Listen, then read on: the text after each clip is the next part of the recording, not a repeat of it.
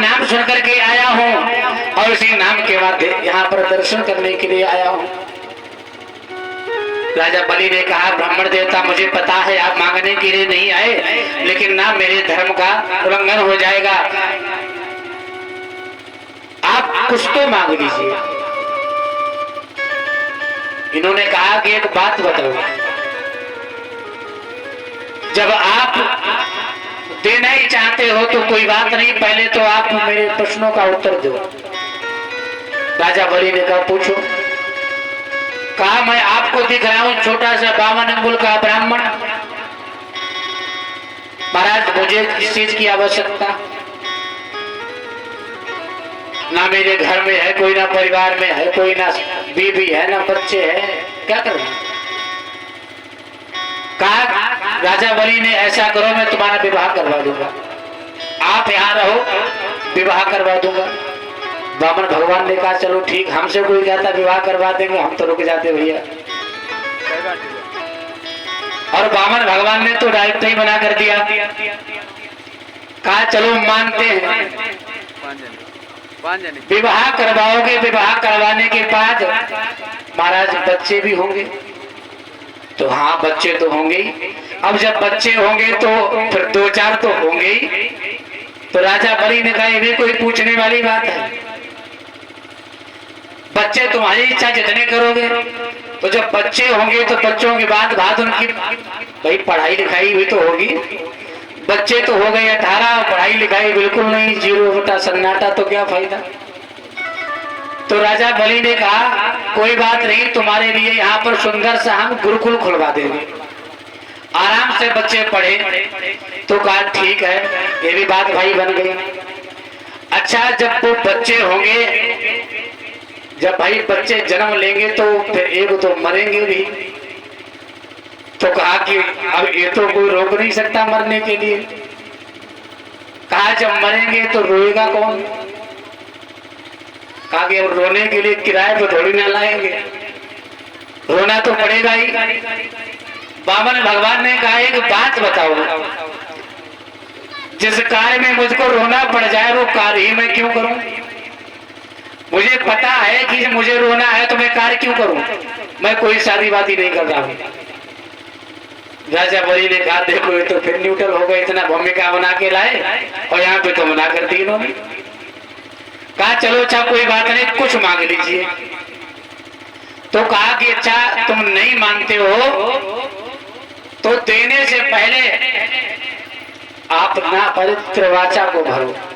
देखो महाराज एक बात है, अगर कभी भी दान देना तो दान देने से पहले संकल्प मत करना, और संकल्प कर लिया तो ये समझ लेना कि दान हमको देना है। ना देने वाले जैसे लोग कहते हैं हाँ देंगे, संकल्प करें, हाँ करो संकल्प देंगे, तो महाराज ये ना समझो कि नहीं देंगे, वो तुम्हारे पूर्वजों से तक वसूल कर लिया जाएगा। तुम दान देना है तभी संकल्प करवाएं, और दान नहीं देना तो कभी भी संकल्प नहीं करना चाहिए। अब तो महाराज बड़े चक्कर में पड़े, अब क्या करें। तो कहा कि संकल्प करो पहले। तो राजा बलि ने कहा कि ठीक है संकल्प करूंगा। और जैसे ही महाराज आज संकल्प करवाया, क्या कहा, वचन दो। भले वचन लिया है क्या। आज राजा बलि कहते हैं, अरे सौगंध गुरु के चरणों की, अरे सौगंध गुरु के चरणों की, और मैं अपना वचन निभाऊंगा।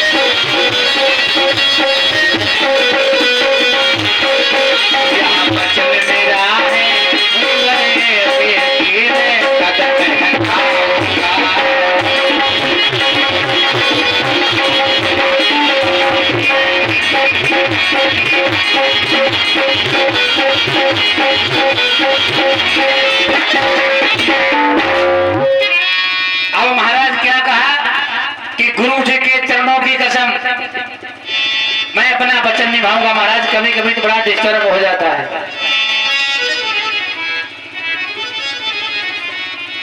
कभी कभी डिस्टर्ब पता क्या हो जाता है। महाराज हमारे शिष्य हैं बहराइच में, तो बहराइच में एक शिष्य ने हमसे फोटो मांगा, तो हमने कहा भैया क्या करोगे फोटो का? कहा गुरुजी आपके फोटो को ना हम दुकान में रखेंगे। क्या कि लोग विश्वास ही नहीं मानते हैं, कोई सौदा बताओ विश्वास मानते नहीं है, तो आपके फोटो पे हाथ रख के कसम तब भी खा लेते हैं, गुरुजी की कसम ले सकते हैं। तो कभी कभी तो शिष्य ऐसे भी होते हैं जो गुरु की कसम खाते हैं। और आजकल का तो जलवा ही निराला है, गली ने गुरुवा भेने चेलो कंठी ले स्वर्ग जाओ चाहे नरक हमें दक्षिणा देव। तो आजकल तो ऐसा स्वभाव बन गया है, स्वभाव में महाराज कहते हैं स्वभाव में आ गया। तो इसीलिए आज जैसे ही इन्होंने त्रिवाचा भरा, त्रिवाचा नाथ, त्रिवाचा जब भरने के बाद नंबर आया संकल्प का, तो इन्होंने जैसे ही जल बिंदु को, अगर बिना जल के संकल्प हो तो समझ लेना संकल्प पक्का नहीं है, पक्का एकदम क्लियर। और जो ब्राह्मण शुद्ध होगा वो संकल्प करने से पहले जल। और हमारे परम आदरणीय चाचा जी के लिए जोरदार तालियों से स्वागत करें, इनका आशीर्वाद स्वरूप माल्यार्पण हुआ है। और पुनः अब बात आ गई तो कहूंगा, यहाँ इस क्षेत्र में आगे बढ़ाने वाला अगर कोई यहाँ पर है, इस क्षेत्र में आगे बढ़ाने वाले हमारे परम आदरणीय चाचा राजेश सिंह हैं, इन्होंने ही मुझको इस क्षेत्र में आगे बढ़ाया है।